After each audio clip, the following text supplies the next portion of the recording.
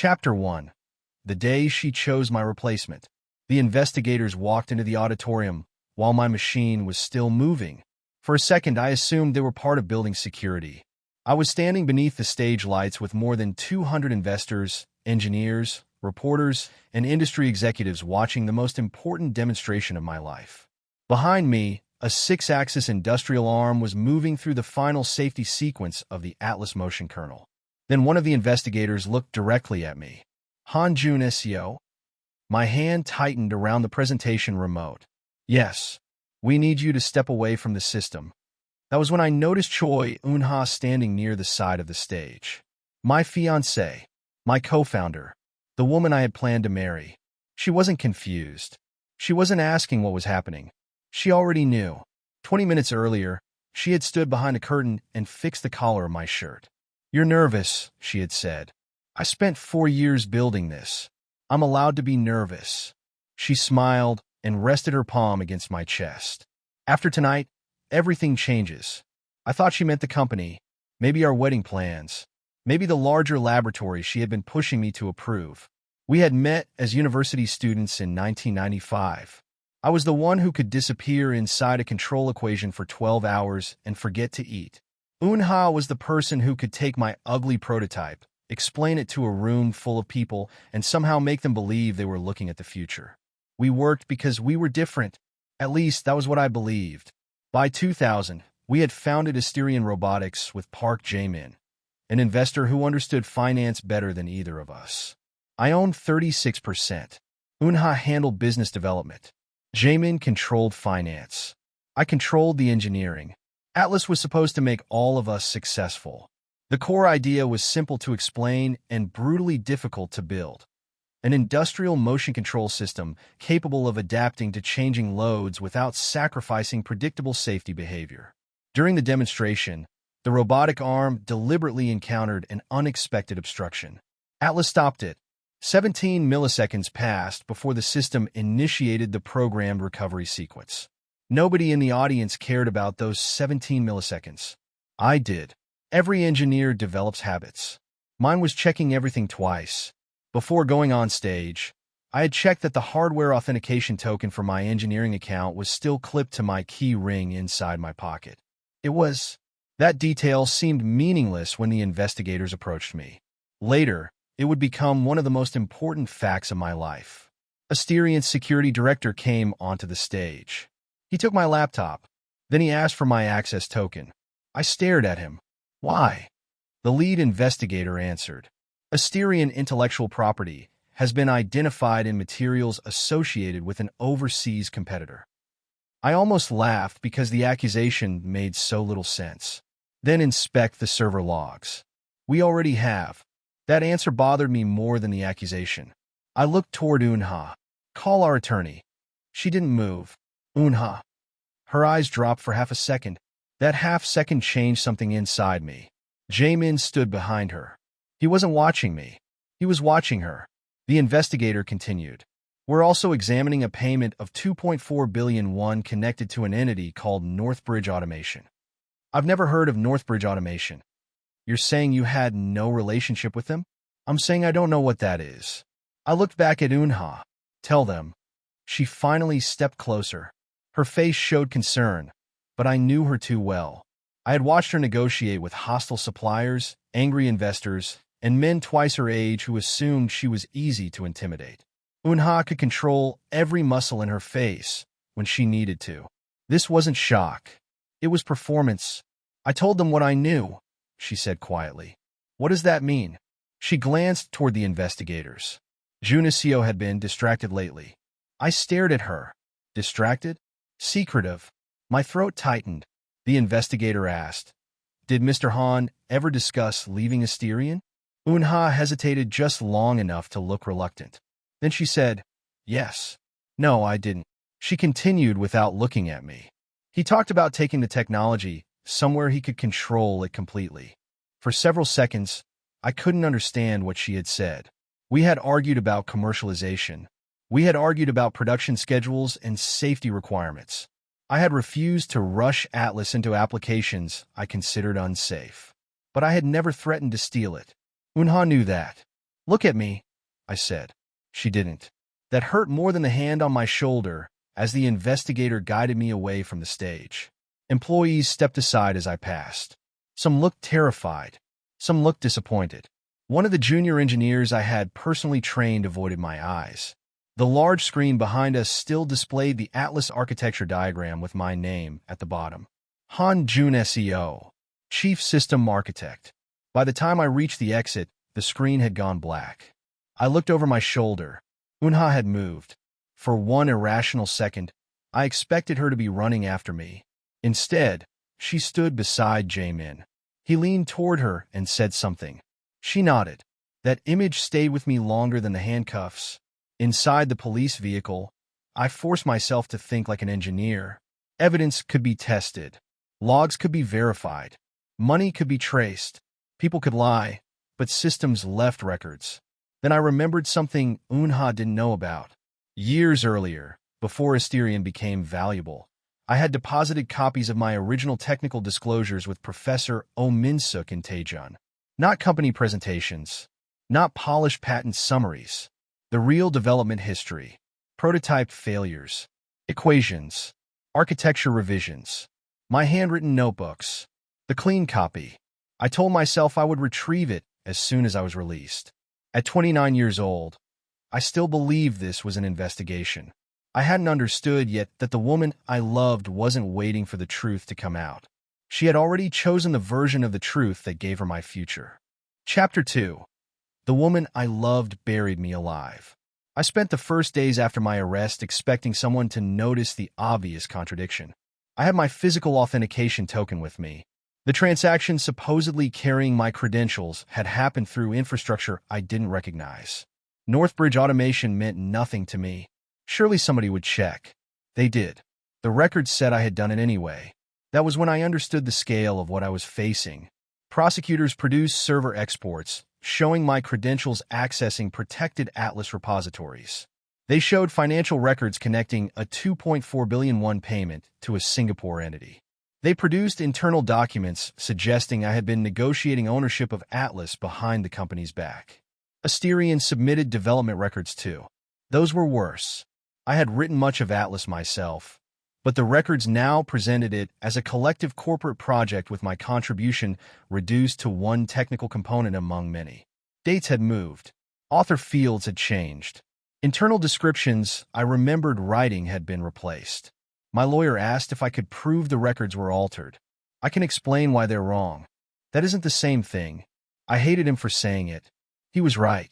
A junior engineer named during the investigation testified that I had asked him how difficult it would be to duplicate portions of the repository outside Asterion. I had asked him about off-site disaster recovery. He knew that. So did I. But he had a mortgage, a new child, and a career controlled by the company accusing me.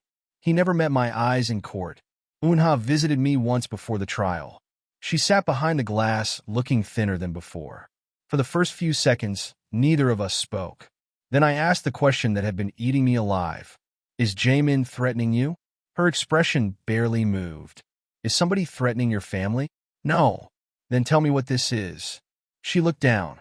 Joon-seo. Don't say my name like you're worried about me. Her eyes rose. Something hard appeared beneath the sadness. You don't understand what was happening to Asterion. I understand I'm being accused of selling technology one built. Investors were preparing to walk. So you framed me? I didn't say that. You told investigators I planned to leave with Atlas. You said you'd rather shut the project down than release it before you were satisfied. That is not the same thing. You always believed engineering existed separately from money. I leaned closer to the glass. No. I believe machines that could kill people shouldn't be rushed because investors were impatient. She pressed her lips together. Then she said the sentence that destroyed the last part of our relationship. If confidence in Asterion collapsed, everything we built collapsed with it. I stared at her. Not everything we built. Everything she wanted to keep. There was a time you would have stood beside me even if the company disappeared tomorrow. There was a time we didn't have hundreds of employees depending on us. So that's what you've been telling yourself. She stood. I'm sorry. For what? She didn't answer. During the trial, she repeated the lie under oath. She said I had spoken privately about selling Atlas elsewhere. I watched the woman I had planned to marry help turn a disagreement about business into proof of criminal intent. I was convicted. The bad lever provisions in Asterion's corporate agreements were triggered after the conviction. My 36% stake disappeared. The newspapers didn't describe it that way. They wrote that Choi Eun-ha had bravely saved Asterion from a corrupt insider. They called her decisive, principled, resilient. Within months, photographs of Eun-ha and Jae-min began appearing together. By the time they acknowledged their relationship publicly, I understood that whatever had happened between them had started before my arrest.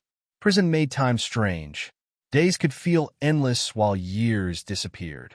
My mother, Han Mi-young, sold property to pay legal expenses. My father, Han Dae-sung, suffered a major stroke after my conviction. When I was eventually allowed to see him, half his body no longer moved properly. He squeezed my hand with the side that still worked. "I know my son," he managed to say. "He died approximately 18 months after my conviction. There are losses revenge cannot reverse." His death was the first one I truly understood. Near the end of 2004, another prisoner passed me an old technology magazine. Asterion was on the cover. The article praised a new generation of adaptive robotics. I studied a photograph of the technical presentation. My heart started beating faster.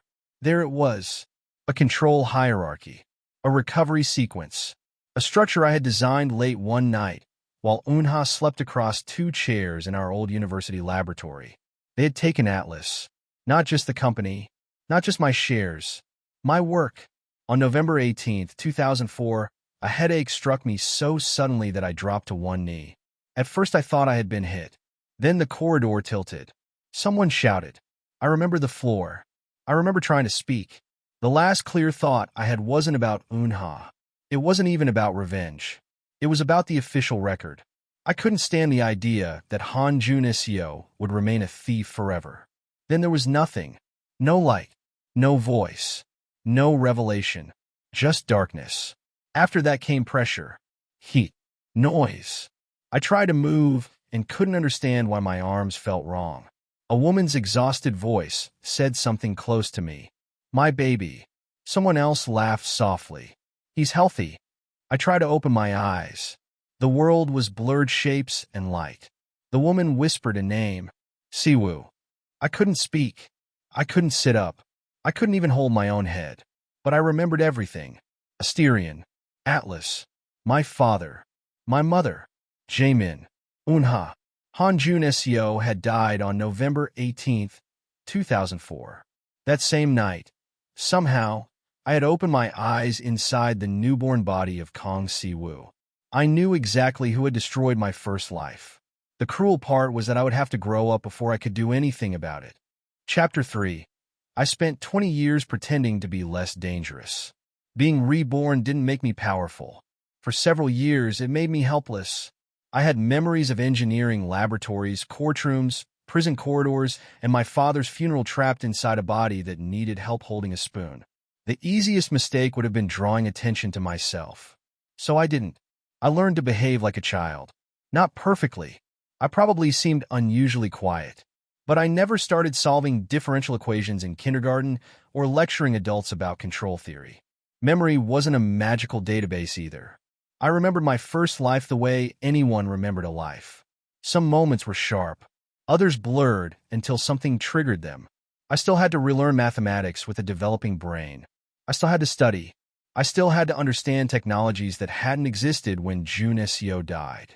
My second family was wealthy. That mattered. The Kang family controlled Hanul Precision Group, an industrial manufacturing conglomerate. My maternal grandfather, Kang Moo-jin, was chairman emeritus. He noticed me early, not because I performed miracles, because I waited. When other children rushed to take things apart, I studied how they were assembled first. One afternoon when I was older, he watched me repair a small actuator that had stopped responding. "You don't guess much," he said. "I don't like breaking things twice." He smiled slightly. "Good. Influence can buy you access. It can't buy judgment." As I grew, the world forced me to become an engineer again. Programming had changed. Machine vision had changed. Cybersecurity, had become far more sophisticated. Materials, processors, sensors, industrial networking, none of it belonged to my old life. I studied all of it. That mattered because I refused to let my second life become a photocopy of my first. Then, when I was a teenager, I saw Eun-ha on television. She stood beneath the Asterion logo, receiving an award. She had aged. Her hair was shorter. Her voice had become more controlled.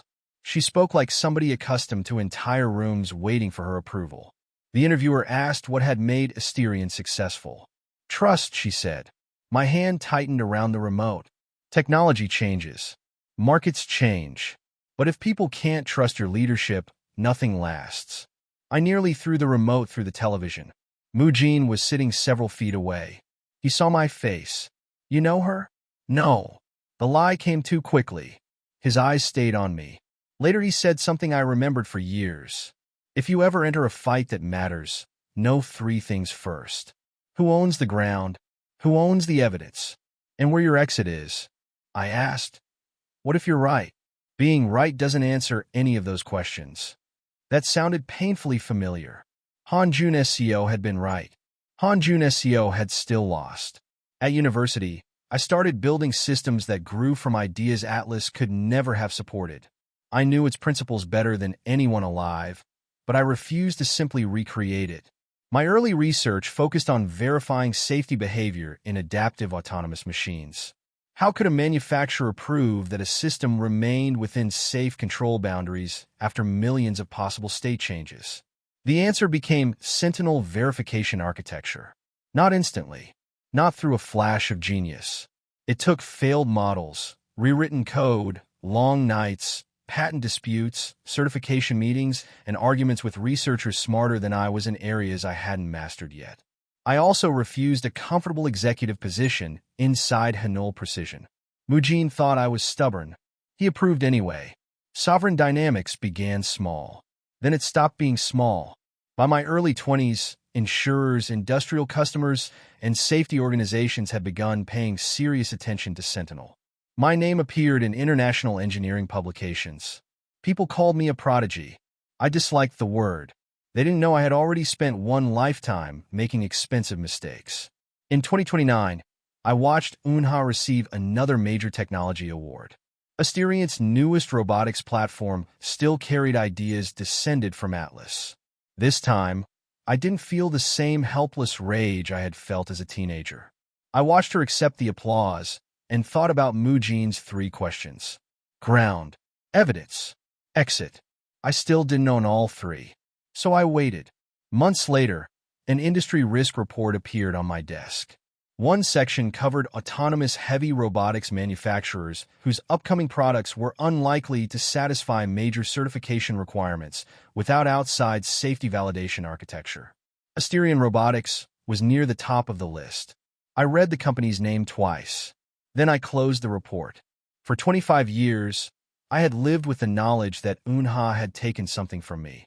Now, for the first time, there was a chance she might need something only I could provide. Chapter 4.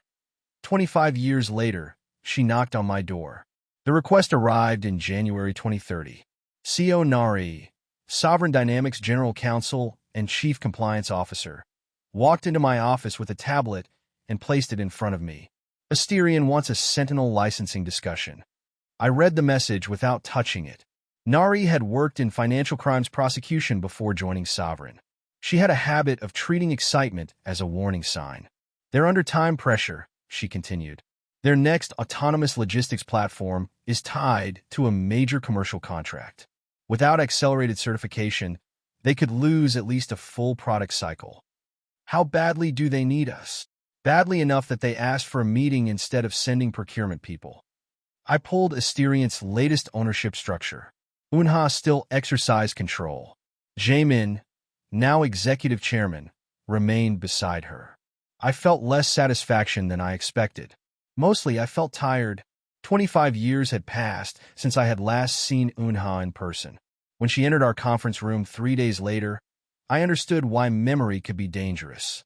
She was 57. I was 25. To everyone else, that was the entire reality. To me, She was also the woman who used to sleep with her head on my shoulder while I debugged control loops at 3 in the morning. The woman who had chosen my tie before my arrest. The woman who testified against me. She looked directly at me and saw a stranger. "Director Kang," she said warmly. "I've been looking forward to meeting you." I stood. "So have I." She didn't hear the second meaning. Jaemin had not come to the preliminary meeting. Eun-ha brought technical and strategy executives instead. She was polished, not arrogant. That would have been easier. She praised Sentinel intelligently enough that I knew she had studied it. Asterion was built by engineers who believed reliability had to come before spectacle, she said. I almost laughed. She used to say something similar about Atlas. Engineering before theater. The phrase had once been ours. I let her continue. Finally, she said, "We think an Asterion sovereign partnership could establish the industry standard." Possibly. Her smile tightened a fraction. "What would you need from us?" "Architecture-level compatibility review." One of her executives shifted. Eun-ha asked, "How deep?" "Deep enough to establish safety-critical lineage. Our current architecture contains proprietary systems developed over decades. So does ours. There are limits to what we can expose. Then there are limits to what we can certify." She studied me. "You're prepared to walk away?" Yes. It wasn't a bluff. Sentinel had value because I didn't bend its standards whenever a large company arrived with money. Nari added, "Any licensing agreement would require technical due diligence sufficient for Sovereign to validate inherited control dependencies." Eun-ha looked back at me. For the first time, I saw the calculation I remembered. Not affection, not fear. Negotiation. Young companies sometimes underestimate the importance of flexibility. And old companies sometimes underestimate technical debt. One of her executives almost smiled before catching himself. Eun-ha didn't. After another hour, she agreed to continue negotiations under our audit framework. Then she stood and extended her hand. "I think we can build something historic together." For a second, I saw another room. Another year. Her hand in mine while we signed Asterion's founding documents. I shook it. Her fingers were cool. She had no idea whose hand she was holding. After the delegation left, Nari remained in the conference room. "You barely blinked." I practiced. For what? I looked through the glass wall at the empty chair where Eun-ha had been sitting. "Before we authorize the audit, I need something checked." Nari waited. Han Joon-seo. She knew the name from Asterion's corporate history. The engineer convicted of industrial espionage? Yes. What about him? I want to know whether he left anything legally recoverable. Estate records. Technical archives. Trial material. Anything. Her eyes narrowed. "This isn't only about Sentinel." "No. How much are you going to tell me? When I can support what I'm saying with evidence." She considered that, then nodded. That answer was one reason I trusted her. She didn't ask me to explain what I couldn't prove. 25 years earlier, I had believed memory and truth were enough. This time, I was going to find out what remained after both of those things had been buried. Chapter 5. I went home to a mother who thought I was dead. The public records told me my mother was still alive. Han Mi-young was 79 and living in Western Seoul. I stared at her address for 3 days before I went there. I had imagined finding Eun-ha again for years. I had almost never allowed myself to imagine finding my mother. Reincarnation sounded merciful until you realized what it meant. I had received another family. She had buried a son. I couldn't walk into her house and demand that she believe something impossible because I wanted my mother back. So I approached her with the only truth I could safely offer. I was researching the historical origins of Atlas. She opened the door only halfway. "You're a reporter?" "No." "Lawyer?" "No." "Then why are you interested in my son?" Her voice wasn't hostile. It was exhausted. "My company is evaluating technology derived from Asterion's Atlas architecture. I believe the development history may be incomplete." Her expression changed. Not trust. Attention. She let me inside. The house was small. On a shelf near the entrance sat a wooden clock I recognized immediately. My father had repaired it twice when I was a teenager. The second hand still jerked slightly near the 12. My chest tightened. Then I saw an old ceramic bowl on the kitchen counter. I had broken its matching plate when I was 11. My mother had made me save allowance for weeks to replace it. "Tea?" she asked. I nearly answered, "Yes, mother." I stopped myself. "Thank you." She returned with a stack of boxes. I kept everything: trial transcripts, lawyer letters, copies of exhibits, newspaper clippings, appeals. She touched the top box. "People told me to throw it away." "You didn't." "My son didn't do what they said." There was no uncertainty in her voice. Not after 27 years. I asked about Professor Oh Min-suk. Her eyes sharpened again. "Why?" "His name appears in Joon-seo's university records." She stared at me for a long moment. Then she said, "Before the conviction, my son told me one thing. He said, 'The professor has the clean copy.'" I didn't understand exactly what he meant. I did. 2 days later, I traveled to Daejeon. Professor O was 73 now. His hair had gone completely gray, but his posture was still familiar. He had terrified first-year engineering students because he never raised his voice. He simply waited until bad reasoning embarrassed itself. He gave me the same look. "You're very young to care about Han Joon-seo. I care about Atlas." So did a great many people after he died. I described a synchronization problem from the earliest prototype. His expression changed. I explained why the original torque estimator had failed under asymmetric loads. Then I described a correction that had never appeared in any public paper. Professor O leaned back. "Where did you learn that? Can you show me the archive?" That wasn't an answer. "No." For several seconds, he considered throwing me out. Instead, he stood. The archive was stored in a protected institutional repository. Not hidden under a floorboard. Not magically forgotten. Properly logged and sealed. That was important. Professor O had preserved it because he believed Joon-seo's technical authorship might matter someday, even if it hadn't been enough to prove the espionage charges false. When he opened the inventory, I saw prototype photographs, research disclosures, dated lab reports, and 7 engineering notebooks. The 7th was red. My hand stopped moving. I knew the stain near the bottom corner. Coffee. June 1999. I opened it. My handwriting looked like it belonged to a dead person. In a legal sense, it did. Equations filled the pages. Failure notes. Corrections. Ugly sketches. Then I found the entry. Emergency recovery delay changed to 17 milliseconds. Below it, I had written a private note. Unha burned hand again. No recovery movement until operator clearance window is absolute. She says 17 is ugly. Keeping it anyway. I sat there longer than I intended. Professor O pretended not to notice. Finally, he said, "These documents can prove Joon-seo developed ideas earlier than Asterion later claimed. But not that he was framed." "No. Why didn't you use them?" I tried. His criminal case wasn't about whether he was talented. Prosecutors said he stole corporate property he had helped create. Authorship alone didn't disprove the transfer, credentials, or money. Technical truth and legal proof. 2 different systems. I closed notebook number 7 carefully. We had the first half. Not enough to accuse Unha. Not enough to clear Joon-seo. But enough to compare the original architecture against whatever Asterion showed us. On the train back to Seoul, I called Nari. "We can start the audit. You found something?" "Yes." "Enough." "Enough to ask better questions." I looked down at the red notebook inside its protective case. 27 years earlier, I had lost because the people accusing me controlled the records. This time, one set of records had survived them. Chapter 6. I let them invite me inside. Nari made the audit terms painful. That was intentional. Asterion wanted us to inspect only the current Atlas X interfaces necessary for Sentinel integration. We required more. Inherited safety dependencies. Version lineage. Build history. Legacy module provenance.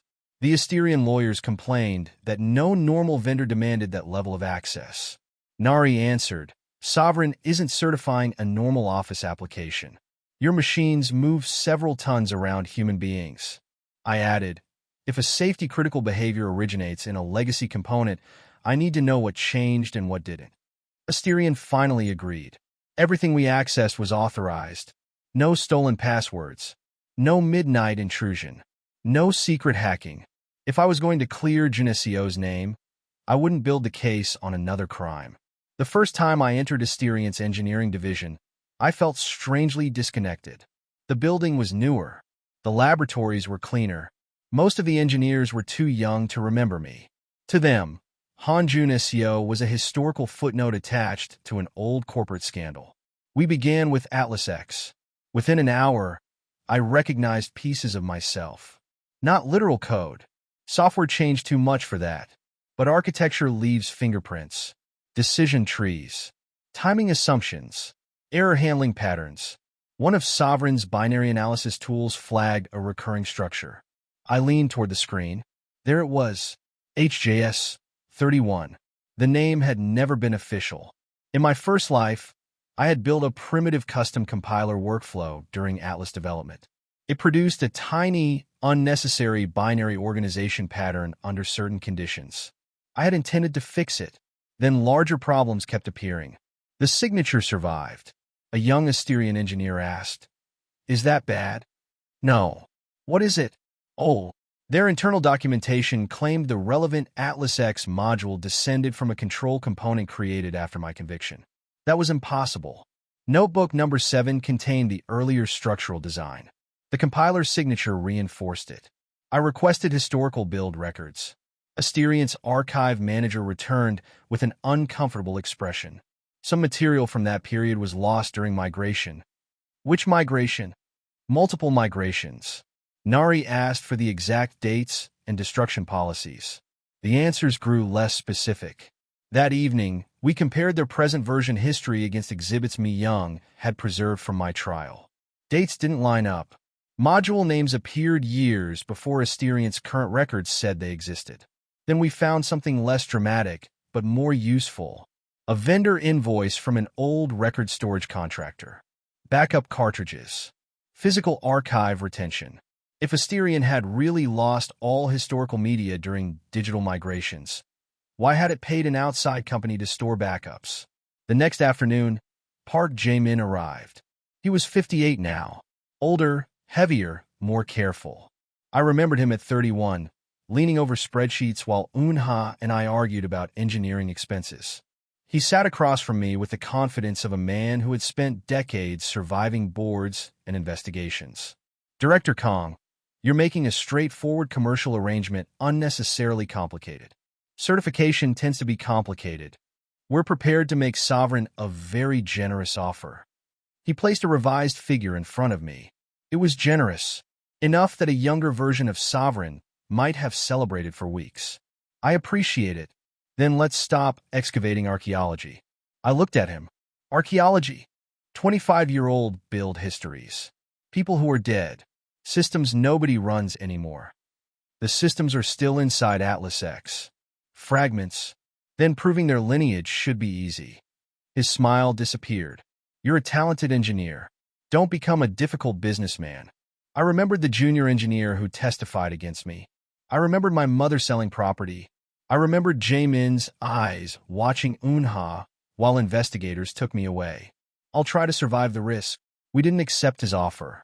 Later that night, I placed notebook number 7 beside the architecture comparison. A supposedly post-conviction module contained a structural pattern I had documented before Asterion even existed. Nari looked at the two records. "This supports false provenance. Possibly misappropriation. Not the frame-up. No." I nodded toward the vendor invoice. "Then we need the missing backups." For the first time, the past was no longer only a memory. It was becoming a trail. Chapter 7. The first time she became afraid of me. Eun-ha invited me to dinner 3 days later. The message called it an informal conversation to restore trust between our companies. I knew what it really was. She wanted to know why I was digging. We met in a quiet private dining room in Seoul. She dismissed her assistants before we started. "So," she said, "why Han Joon-seo?" I took a sip of water. "Because Atlas lineage is relevant to certification. You've gone far beyond normal lineage. Your records contradict one another. Records from decades ago.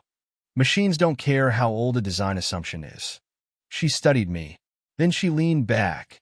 Joon-seo was brilliant. Hearing her use my old name felt strange. But But he was difficult, possessive about the technology, increasingly unstable. Unstable how? He believed Atlas belonged to him. Did it? Her eyes narrowed. Asterion funded its commercialization. That wasn't my question. You seem unusually invested in a man who died before you were born. I almost smiled. His case is interesting. His case was criminal. What was his motive? Money. Control. He owned 36% of the company. People with money still want more. Then why would he sell Atlas for 2.4 billion won if doing so could destroy a stake potentially worth much more? Her fingers stopped moving. I continued. And why would somebody obsessed with controlling Atlas sell it to an outside entity instead of leaving with it? You've studied the trial. I study inconsistencies. She set her glass down. You should be careful that curiosity doesn't become obsession. I looked at her for a moment. Then I said, 17 milliseconds. Her face changed. Barely. But I saw it. What? The Atlas emergency recovery delay. 17 milliseconds in the early architecture. Where did you hear that? Old engineering records contain interesting details. That number wasn't important. It must have been important to somebody. For the first time all evening, Eun-ha looked unsettled. I left shortly afterward. I didn't need her to confess. I needed her to make choices. She did. Asterion's internal security team started investigating me. They examined my education, family, travel, business history, research collaborators. They found exactly what existed. Kang Si-woo, born November 18, 2004. Grandson of Kang Moo-jin. Engineer. Founder. Nothing connected me to Han Joon-seo. Jaemin reportedly told Eun-ha she was being paranoid. She wasn't. Just 27 years too late. What I didn't know then was that she had started watching old recordings of me. Years earlier, during interviews, I had a habit I never noticed until somebody pointed it out. When I needed time before answering, I tapped my index finger twice against whatever surface was near me. At dinner with Eun-ha, I had done it. Twice. The same week, Nari received an anonymous message from an Asterion archivist. Legacy media was being reviewed for destruction. Nari refused to accept anything improperly removed from Asterion. Don't send files, she told the archivist during a protected legal conversation. Don't copy company property. Tell us where authorized records were stored and what retention procedures exist. The archivist gave us a name. The same external storage contractor from the old invoice. Some physical backup cartridges had been transferred there decades earlier. The retention history was messy. Ownership paperwork had changed, but the media might still exist. That evening, Nari entered my office. We found the storage company. I closed the report I was reading. At the same time, she added, Asterion security is digging into your life. Good. She frowned. You enjoy this too much. No. That surprised her. I looked through the window toward the research floor. I'd enjoy it if none of this had happened. My phone vibrated. Asterion had sent another request for clarification about my background. Somewhere across Seoul, Eun-ha was trying to understand why a 25-year-old engineer moved like a dead man she had betrayed. I wasn't ready to tell her. Not yet. But for the first time since she had met Kang Si-woo, Choi Eun-ha was afraid of a question she couldn't answer. Chapter 8. She tried to frame me a second time. The first article called me a privileged heir, manipulating industrial certification for personal gain. The second was worse. It accused Sentinel of borrowing concepts from Asterion's older control architecture. Within days, anonymous commentary had built a simple story. Choi Eun-ha was a respected woman who had spent decades building a national technology company. Kang Si-woo was a wealthy young prodigy using family influence to pressure her. It was almost elegant, not because it was true, because it was easy to understand. I had seen the method before. Create a story people could repeat faster than the evidence could catch it. A major overseas customer suspended a sovereign contract pending independent review. Our board wanted a response. Some wanted aggressive legal action. Others wanted my grandfather to make calls. I went to see Moo-jin. He was 82 and officially retired from most Hanol operations, which had done nothing to make him less intimidating. They want me to intervene, he said. Yes. Do you? Part of me did. One conversation from Kang Moo-jin could open doors. 3 conversations could make executives nervous. I don't know. Then no. I looked at him. If your reputation survives only because your grandfather frightens people, it isn't your reputation. I leaned back. They're lying. So prove it.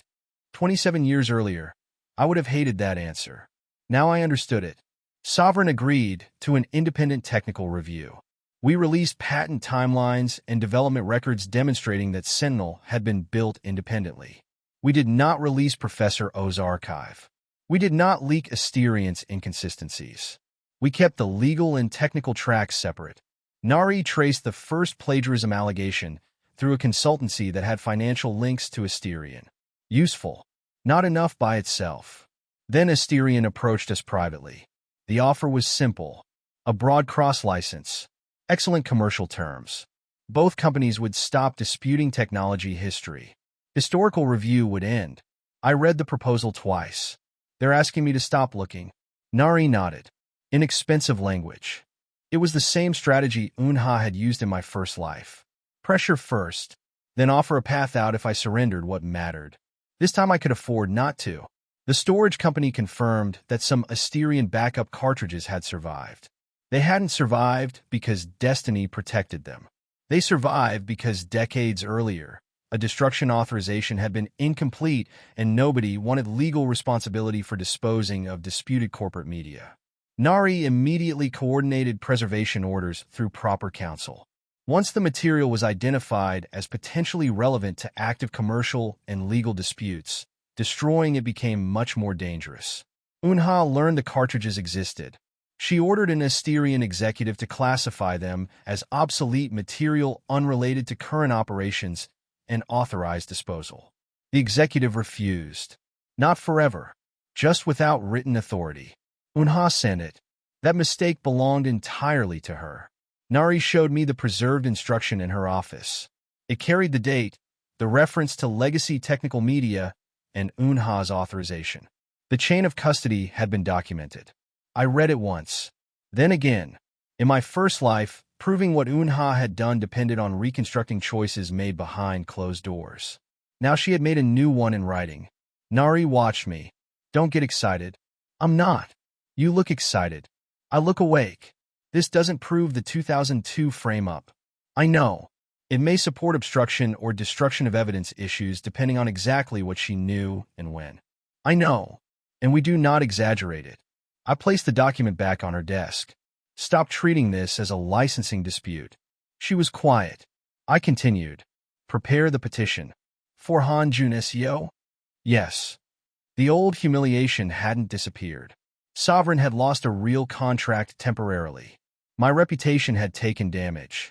People who knew nothing about me had decided they understood my motives. But this time I still owned my company. I still had my freedom. I still had counsel who worked for me. Most importantly, I had not reacted before the evidence was ready. Unha had tried to frame me twice. The first time, I had trusted the truth to defend itself. The second time, I was going to make the truth arrive with documents. Chapter 9. The dead man's evidence started talking. Mi-young didn't hesitate when I asked whether she was willing to become the formal petitioner. We sat at her kitchen table with Nari beside me and boxes of my old trial records stacked against the wall.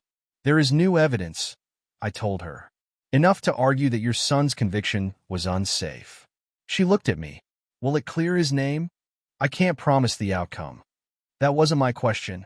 I understood. It could. Then do it. Nari began explaining procedure and potential media attention. My mother raised one hand. I don't care about money. Nari nodded. The estate may eventually have civil claims. I said I don't care about money. Her voice softened. I want to die in a country that admits my son wasn't a thief. I looked away. The recovered cartridges went to forensic specialists. Nobody opened original media casually. Authenticated images were created. Checksums recorded. Handling documented. We needed evidence that could survive hostile experts, not merely information that satisfied me. The first significant result came from server authentication records. The prosecution in 2002 had argued that my credentials were used to perform the incriminating transfer. The surviving logs revealed something the court had never seen. My genuine hardware token had authenticated locally at Asterion's laboratory during the same window. The supposed remote activity depended on duplicated credentials through an administrative pathway. A cloned credential. The original narrative was technically impossible as presented. I stared at the report. For 28 years, I had remembered touching the token in my pocket before going on stage. A meaningless nervous habit.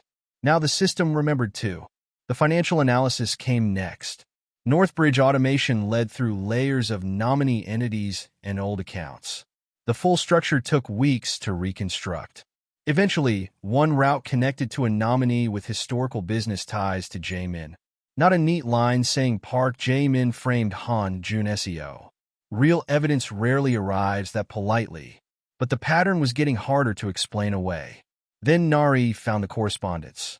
Before the alleged espionage had become public, Unha had contacted outside legal counsel with a question. What would happen to a founder's shares if he were convicted of a serious offense against the company? She didn't write my name. She didn't say she planned to frame anyone. But the timing was devastating. Weeks later, I was accused. After conviction, the bad lever provisions removed my 36% stake. Professor O authenticated notebook number 7 and the research disclosures. Independent experts reviewed Atlas X. They confirmed that major portions descended from architecture I had documented before Asterion's later ownership story claimed those systems existed. We finally had separate lines converging. Authorship, credential manipulation, financial links, pre-arrest share questions, modern destruction instructions. The evidence didn't depend on reincarnation. That mattered more to me than I expected. One evening, Nari placed the draft petition in front of me. We can file. I looked at the pages. And then we stopped talking. I've been waiting 28 years. No. Han Joon-seo waited. Kang Si-woo has been investigating for months. I gave her a look. She didn't apologize. If you release everything publicly now, you help the people on the other side coordinate explanations. Let the process move. She was right. Again, Mi-young filed the petition through the proper legal process. Asterion received preservation demands. For the first time, Unha could no longer treat our questions as a difficult vendor negotiation. Then the forensic report arrived. The conclusion was careful, technical, almost boring, but one sentence stayed in my head. The authentication narrative relied upon in the original prosecution could not be reconciled with the surviving hardware token and administrative access records. I read it slowly. The system that had once condemned me had left behind enough information to contradict itself. Before we could choose how to respond publicly, Unha moved first. Asterion announced that negotiations with Sovereign Dynamics were progressing toward a historic strategic partnership. Their stock rose immediately. Commentators interpreted it as proof that the dispute had been exaggerated. Nari walked into my office holding the announcement. She wants to trap us inside the deal before the review becomes public. I read Unha's quote praising me as one of the most important engineering minds of my generation. 28 years earlier, she helped erase my name. Now she was borrowing my new one to protect herself. I placed the statement on the desk. Then let her believe the partnership is possible. Nari stared at me. You have an idea? Yes. This time, if Unha wanted to build another public story, I was going to make sure she signed her name underneath it. Chapter 10. I let her believe she had won again. Asterion's announcement created pressure exactly as Unha intended. Investors called Sovereign. Board members called me. Industry reporters wanted to know whether the conflict over Atlas had been resolved. Asterion's share price climbed. Unha appeared on business television and praised our shared commitment to technological safety. Nari wanted to reject the entire partnership. I don't trust anything they certify, she said. Neither do I. Then why are you smiling? I'm thinking. That has become expensive lately. Asterion's private commercial offer was extremely favorable. They were willing to pay more than expected for Sentinel access and future integration rights. In return, they wanted stability, no public dispute, no ongoing historical challenge affecting Atlas. I proposed a conditional memorandum instead. No final license. No transfer of critical Sentinel materials. Everything technical would remain in escrow until conditions were satisfied. More importantly, Asterion would provide warranties. Accurate intellectual property ownership disclosures. Known litigation risks. Historical provenance relevant to Atlas. Complete audit materials. No undisclosed claims that could compromise certification. Nari looked at me. This only works if they choose to sign it voluntarily. Exactly. We sent the draft. Jamin objected. I wasn't in the room when he argued with Unha, but later corporate discovery reconstructed enough of the discussion. He believed the wording created unnecessary risk. Unha believed refusing would make investors wonder what Asterion was hiding. That difference mattered. Jamin had always been practical. Unha had spent decades building a reputation. By 2030, protecting the story had become nearly as important as protecting the company. Their lawyers revised language. Nari revised it back. Eventually, the certification came across the table. I sat opposite Unha as she reviewed the final documents. There are no undisclosed ownership disputes materially affecting Atlas, she said. That is what you're certifying. You're treating historical allegations as if they're current. If they can't affect ownership or certification, disclosure should be easy. She looked at me, then signed. I watched the pen move across the page. No trapdoor opened. No dramatic music existed outside my head. A woman simply signed a corporate statement. But I knew authenticated records already contradicted it. Sovereign placed the necessary licensing materials in escrow. Nothing critical went to Asterion. Publicly, Unha appeared to have one. The press began describing the conflict as resolved. Asterion scheduled an investor showcase to unveil its autonomous logistics strategy. Meanwhile, the independent review of Sovereign's technology concluded that Sentinel had been developed separately and was supported by our patent history. Our suspended overseas customer resumed negotiations. The smear campaign had hurt. It had not survived scrutiny. Then the Asterion archivist agreed to provide formal testimony through lawful channels regarding the destruction instruction. Jamin contacted his own lawyer. That told me more than any public statement. 2 days before Asterion's investor showcase, Nari entered my office after dark. The petition has been accepted for formal review. I stopped reading. Officially? Yes. I leaned back. For a moment, I couldn't speak. Han Joon-seo had died believing the record would never change. Now a court had agreed to look again. Nari sat across from me. The showcase is in 48 hours. They'll announce Sentinel. They'll try. You're still attending? Yes. She studied my expression. Remember why we're doing this? To clear Joon-seo. Not to humiliate Choi Unha. I looked toward the glass wall. Most of the research floor was dark. I know. I meant it. But knowing something and feeling it were not always the same. The next morning, Unha sent a personal message. Looking forward to finally showing everyone what our companies can accomplish together. I read it once and put my phone down. She believed she had survived the past. She believed she had absorbed Sovereign into her public narrative. She believed decades of success had transformed an old lie into permanent history. 48 hours later, she would stand in front of investors and tell that story one more time. This time, the evidence would be in the room with her. Chapter 11. I destroyed her story without raising my voice. Unha looked completely comfortable beneath the lights. Asterion's investor showcase filled a large presentation hall in Seoul with shareholders, journalists, commercial partners, and employees. A massive screen behind her displayed the company's next generation of autonomous logistics systems. She spoke confidently about safety, expansion, leadership. Then Sentinel appeared on the screen.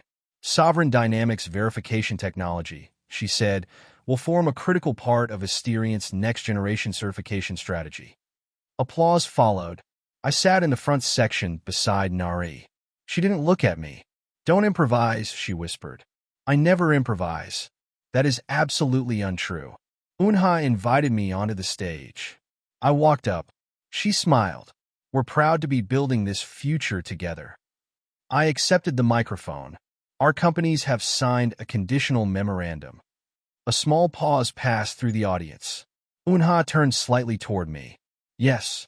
Standard conditions. Not exactly. Her smile remained. I continued. Sentinel integration depends on successful technical due diligence, including resolution of historical architecture provenance issues affecting Atlas. The audience became restless. Unha stepped closer. As we've discussed, those are routine historical questions. They are unresolved questions. An investor called out, "Does Sovereign believe Asterion owns the technology?" I answered carefully. Sovereign has identified discrepancies between Asterion's documented development history and independently preserved technical records. That was all. No accusation. No speech. Nari's team released our prepared corporate statement at the same time. It confirmed that Sentinel licensing remained conditional and that technical due diligence had identified material historical discrepancies. Then reporters' phones started lighting up. The posthumous review had become public. Han Joon-seo's case was reopening. Someone shouted the question before Unha could regain control. "Is this connected to the Joon-seo espionage conviction?" "Yes," I said. Unha turned toward me. "You've turned a commercial audit into a personal campaign. I've followed the audit terms your company signed.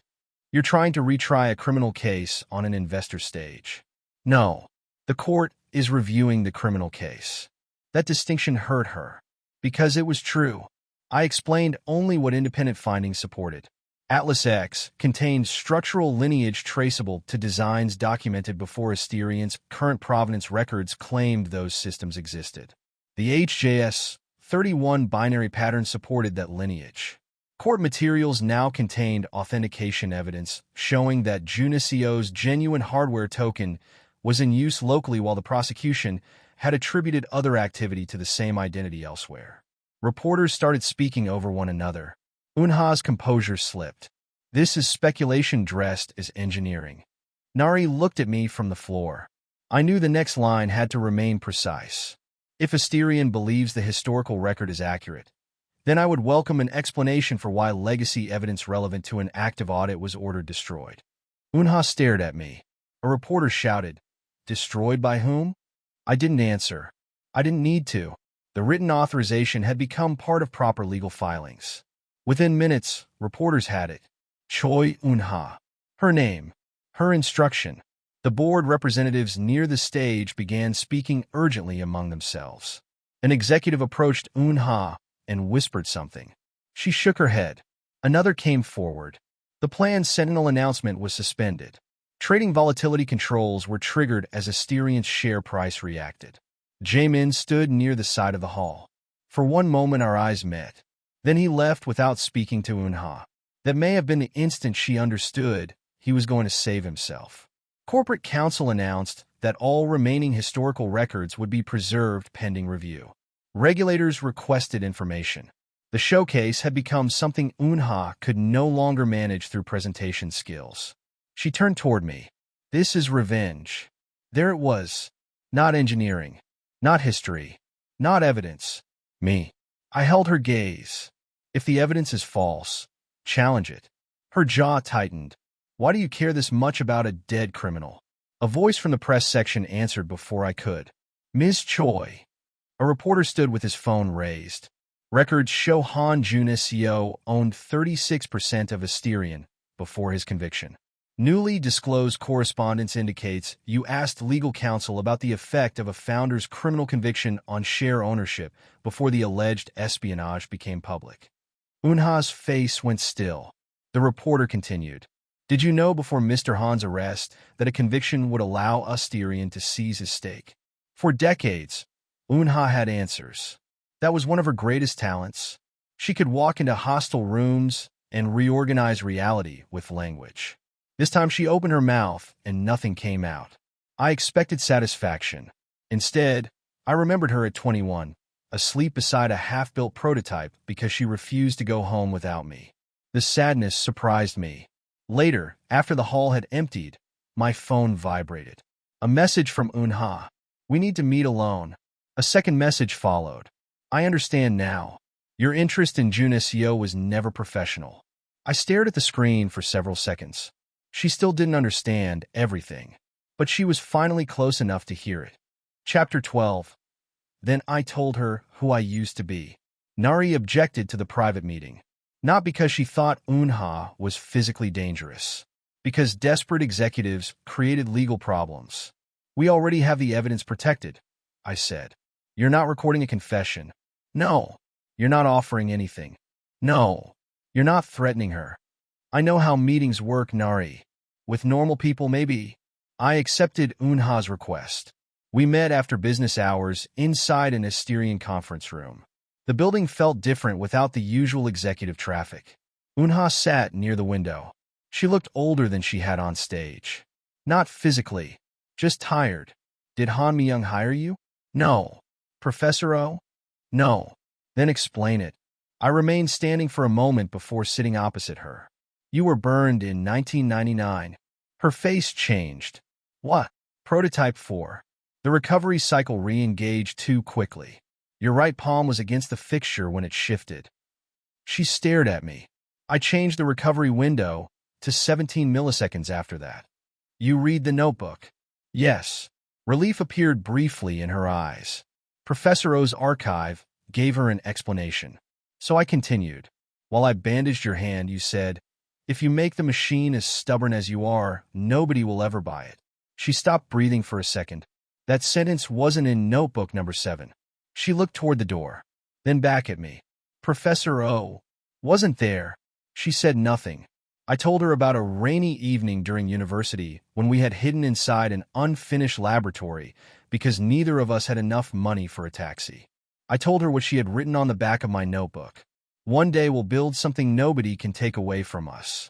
Her lips parted. No, I don't need you to believe me. No, my name was Han Joon-seo. She stood so quickly that the chair moved backward. No, I died November 18th, 2004. Stop. I woke up the same night as Kang Si-woo. She stared at me as if anger could force reality into a more acceptable shape. This is sick. Maybe. You researched us. You found someone. My old records. The evidence doesn't depend on this. That stopped her. I leaned forward slightly. The court does not need reincarnation. The forensic report does not need it. Professor O's archive doesn't need it. Northbridge's financial records don't need it. Your destruction authorization doesn't need it. Her face hardened. So, what do you want? Nothing from you. You've spent months tearing apart my company. I spent months checking whether the man you helped convict was actually framed. You already believed he was. Yes, because you think you're him. I know who I am. She turned away. For several seconds, I saw only her reflection in the dark window. Then she said, you would have destroyed Asterion. Not you think. You. She had accepted enough. I waited. You wouldn't release Atlas, she continued. You fought every contract, every deadline, every investor. Because some deployments weren't safe. We were running out of money. So you sent me to prison? I was trying to save what we built. By taking it from me, you would have let everything collapse over principles nobody else cared about. That was my choice to argue. Your choice was to fabricate another reality. Her voice rose. You don't know what it was like. I almost laughed. I was there. She closed her eyes. When she spoke again, her anger had weakened. I didn't think your father would. Don't. I didn't. You don't get to separate the consequences you wanted from the consequences you created. I never wanted him dead. You wanted me convicted. Silence. She didn't deny it. That was the closest thing to a confession she gave me that night. Finally, she asked, did any of it matter? What? Us. I looked at her. That question would once have destroyed me. Now it only made me sad. It mattered enough that what you did ruined me. Her eyes filled, but I felt no urge to comfort her. I stood. I'm not here for your apology. Then why tell me? Because you asked why I cared. I left. After that, the consequences moved faster than either of us could control. Investigators confronted Jae-min with the reconstructed Northbridge financial records. He began cooperating. Additional corporate communications surfaced through lawful discovery. Asterion's board removed Eunha from executive authority. Shareholder litigation followed. Regulators examined the false 2030 disclosure certifications. The consultancy behind the smear campaign was tied financially to Asterion intermediaries. Sovereign's suspended contracts resumed. Then, in September, the decision arrived. Han Joon-seo's conviction could not stand. The authentication evidence had been compromised. Material technical records had been withheld or misrepresented. The cumulative evidence undermined the integrity of the original prosecution. I read my old name again and again. Han Joon-seo. Not thief. Not industrial spy. Not convicted insider. Cleared. Nari found me still sitting with the decision long after everyone else had left. Are you okay? Yes. It was the first time I had answered that question without lying. I printed a copy. Then I drove to Western Seoul. My mother deserved to see it before anyone turned it into a headline. Standing outside her front door, I realized one final lie remained. Not one that had hurt her. One I had told because I thought the truth would be too impossible. I was Kang Si-woo. But somewhere inside that life, her son had come home. Chapter 13. Revenge ended when I stopped needing her to suffer. Myung opened the door and immediately saw the document in my hand. She didn't ask me to sit down. She read it standing in the hallway. Her fingers trembled near the bottom of the page. The language was formal, measured, legal. It did not say the country was sorry. It did not return 28 years. It acknowledged that the conviction was unsafe and rested on compromised evidence. My mother's knees weakened. I caught her arm. She sat down. For a long time, she cried quietly. I knew, she said. I know. I knew my son. I know. She looked at me sharply. Something in my voice had slipped. I had planned to leave without telling her. I had convinced myself that clearing my name was enough. Then she touched the corner of the paper and laughed through her tears. When Joon-seo was 9, he forged my signature on a school notice because he broke a classroom fan. I remembered it instantly. I didn't break the fan. She looked up. I should have stopped. Instead, I said, Kim Tae-ho kicked the desk. The fan fell. I only lied because I had already been warned twice for taking the motor apart. Her face emptied. Professor O told you that? No. She stared at me. I told her about the time my father hid emergency money inside an old rice container because he didn't trust banks during a financial scare. I told her what she whispered to me in the hospital after my father's stroke. I told her where I had hidden a cracked pocket watch when I was 16 because I was afraid my father would be angry. Nobody else knew all 3 things. Myung touched my face, then pulled her hand back. You're not my son. The words hurt, but they were also true. Not the way I was. Her eyes filled again. What are you saying? I died. I swallowed. And then I woke up somewhere else. I explained as little as I could because there was no explanation. I didn't understand reincarnation. I couldn't prove consciousness. I only had memories. She listened. At times she looked frightened. At other times she studied my hands. Finally she said, You tap your finger twice when you're thinking. I looked down. I was doing it. She laughed once, then covered her mouth. Our reunion wasn't clean. She didn't suddenly treat Kang Si-woo like the 31-year-old son she had lost. I wasn't that man anymore. I had another mother, another family, another childhood, another name. I can't come back as if those years didn't happen, I told her. I know, but I didn't forget you. She nodded. That was enough. We agreed the truth would remain between a few people. The world had evidence that Han Joon-seo was innocent. It did not need evidence that Kang Si-woo had once been him. The legal consequences continued into early 2031. Asterion reached a major civil settlement with my old estate. Shareholder proceedings restored substantial value that had been taken through the seizure of my founder interest. My mother received financial restitution she had never expected to see. More important to her, Asterion formally corrected its corporate history. Han Joon-seo was recognized as the principal creator of the original Atlas motion kernel. I saw the revised history once. That was enough. Part of the recovered estate money funded an engineering scholarship in the names of Han Dae-sung and Han Joon-seo. My father had never understood all my equations. He had understood what it meant to stand beside his son. I wanted his name attached to something that created futures instead of remembering the one he lost. Jaemin entered a cooperation agreement. It reduced some of his exposure, but didn't erase it. He lost his executive position, a significant portion of his wealth, and faced criminal consequences tied to the financial scheme and later conduct. Unha lost Asterion permanently. Shareholder litigation stripped away most of the influence she had spent decades building. Assets were frozen or redirected towards settlements. The modern conduct proved especially damaging. The destruction instruction, false certifications, obstruction, financial misconduct tied to the attempted concealment. Eventually, those offenses resulted in a custodial sentence. Before sentencing, she sent me a letter. Nari brought it into my office. You don't have to read it. I know. I opened it. Unha did not deny what she had done. Not exactly. She wrote about fear, her father's failed business, the terror of losing control, the belief that Asterion would collapse if I remained in charge of Atlas. She wrote that she had spent years convincing herself the company's success proved her decision had been necessary. Then at the end she asked one question, "Do you think you will ever forgive me?" I folded the letter. Nari watched me. "What are you going to do?" "Nothing." "You're not answering?" "No." I didn't hate Unha enough to spend the rest of my second life punishing her. I also didn't owe her forgiveness simply because consequences had finally reached her. Asterion itself presented a harder decision. Some sovereign board members wanted us to acquire weakened divisions while the company was vulnerable. I refused. Thousands of Asterion employees had never met Han Joon-seo. Young engineers hadn't fabricated evidence in 2002. Factory technicians hadn't stolen my shares.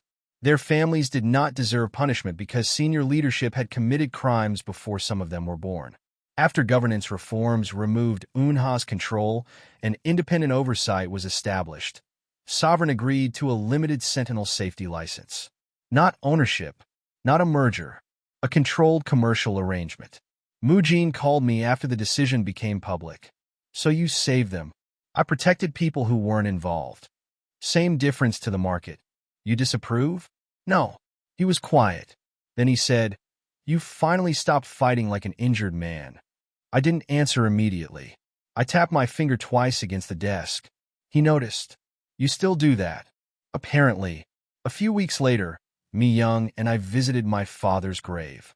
Winter had left the ground hard and pale. She stood beside me without speaking. I had imagined this moment many times without knowing I had imagined it. Winning couldn't give my father back the 18 months between my conviction and his death. It couldn't return my mother's younger years. It couldn't give Han Joon-seo his wedding, his company, or his career. Justice could correct a record. It could not reverse time. "I wish he could have seen it," Mi-young said. "So do I." We stayed until the cold became uncomfortable. Then I drove her home. Later that evening I returned to my second family. For years, I had divided myself into two people. Han Joon-seo was the man who had been betrayed. Kang Si-woo was the weapon he became afterward. That wasn't true anymore. Both lives belonged to me. So did everything that came next. At Sovereign, I moved my research away from Atlas-derived problems. Sentinel remained important, but I began working on architecture that had nothing to do with Asterion, Unha, or the technology stolen from my first life. One night, long after most of the engineers had gone home, I stood beside a prototype as it entered a safety recovery sequence. There was a delay before the mechanism moved. Not 17 milliseconds. A completely different architecture. A different purpose. A different future. 29 years earlier, investigators had walked onto a stage while my machine was still moving. I had believed Unha was standing behind me. She wasn't. She had chosen another future and taken mine to build it. For years, I thought revenge meant taking everything back from her. The company, the money, the reputation, the power. I eventually understood that those were only consequences. My real victory had happened earlier, when a court put Han Joon-seo's name beside the truth, and my mother finally held the document proving what she had known all along. Unha had stolen one future from me. She never got to decide what I did with the next one.